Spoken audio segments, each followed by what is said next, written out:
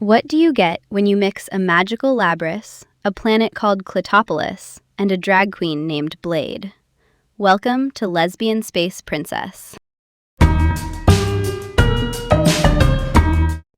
Hey, it's Emma here, and I'm so pumped to spill the tea on this cosmic adventure today.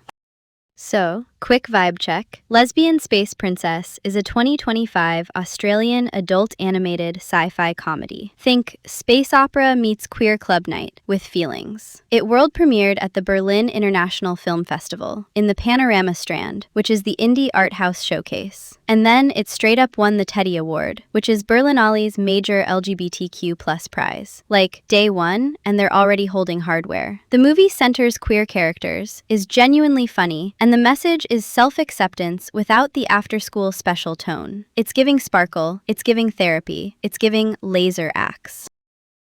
Okay, personal moment. I'm in a Pilates class in Silver Lake. I'm in my head. I just had a situationship fizzle. I'm spiraling. My worth felt like sub-basement parking at the Grove. My friend texts during water break, "Bestie, your Labrys is MIA." And I'm like, my what now? I Google in the parking lot and boom, Labrys. Double-headed axe. Historic feminist icon. Modern lesbian power symbol. Something clicks. I finish class. I feel taller. That was my little glow-up. And in this film, that exact symbol is the heart of it. Syra is our anxious introvert princess of planet Clitopolis. She's got two lesbian queens for moms. She's on a mission to rescue her ex Kiki, who gets snatched by the straight white Malians. Her magic weapon is the Labrys. It only shows up when she believes she deserves to take up space. Imagine Sailor Moon, but the wand is a lesbian axe that refuses to appear if you're trash-talking yourself. You want power. You gotta be kind to you. The set pieces are camp chaos. She steals a sentient spaceship, literally called the Problematic Ship, voiced by Richard Roxburgh, who's a veteran Aussie actor. It starts like your messy ally who says the wrong thing at the party, then becomes family by the end. A drag queen named Blade, played by Queen Kong, helps Syra learn self-kindness so she can summon the Labrys, betrays her to steal it, gets decapitated in a very cartoon way, then survives and shows up in therapy later. I know, it's wild. Syra rescues Willow, a former gay pop idol who uses they and them, voiced by Gemma Chua Tran. They hook up a little and have boundaries like grown-ups. The villains are the straight white Malians, voiced by Aussie comedy trio Auntie Donna. They want Syra to power their chick magnet. It backfires. They realize they've been chasing attention from women who don't want them, and they decide to date each other as a throuple. That heel turn is such a read on validation-seeking dudes. Also, there's literally a character named Safety Bubble. Ruben K voices this fabulous force field guarding Clitopolis. Safe space as a person. Chef's kiss.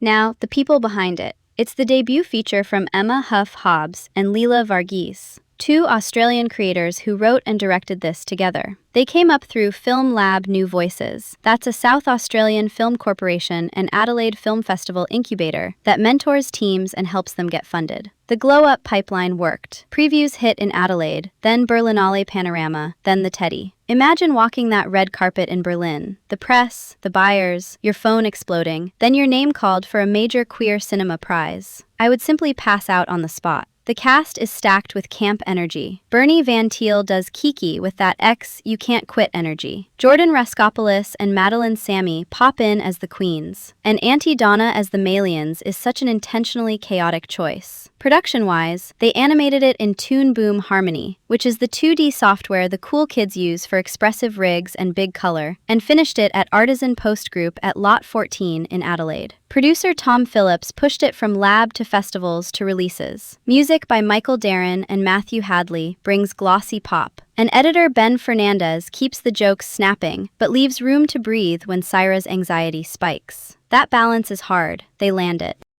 Okay, big discourse moment. Is this late to the edgy adult animation wave from the 2010s? Some critics say yes. Inverse, which is a pop culture site, argued the style arrived after the crest. Others are like chill. The Guardian gave it 4 stars for wit and heart. IndieWire gave it a solid B-, but praised the charm and the way it shows anxiety. Gay City News called it a splendid comedy. My take? Timelines are for the 405, not art. If your jokes land and your heart is honest, it's not late, it's fashionably on time. The film is so meme-literate and AO3 coded, like a Tumblr diaspora reunion. But it's also accessible. The Labrys mechanic makes therapy literal. That's evergreen. And it doesn't punch down. Even the villains get introspection. That's kind. That's now.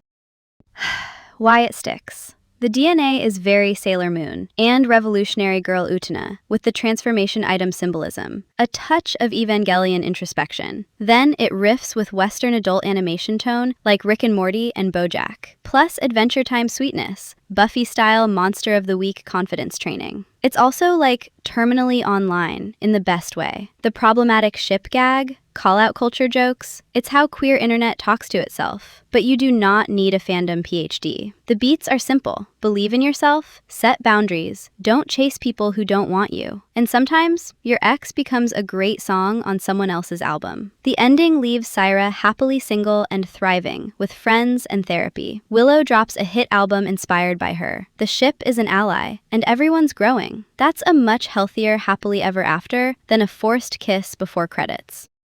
Next time, we're zipping into another queer film that plays spin the bottle with time travel. Secret crushes, paradoxes, lipstick in a wormhole. I'm already obsessed.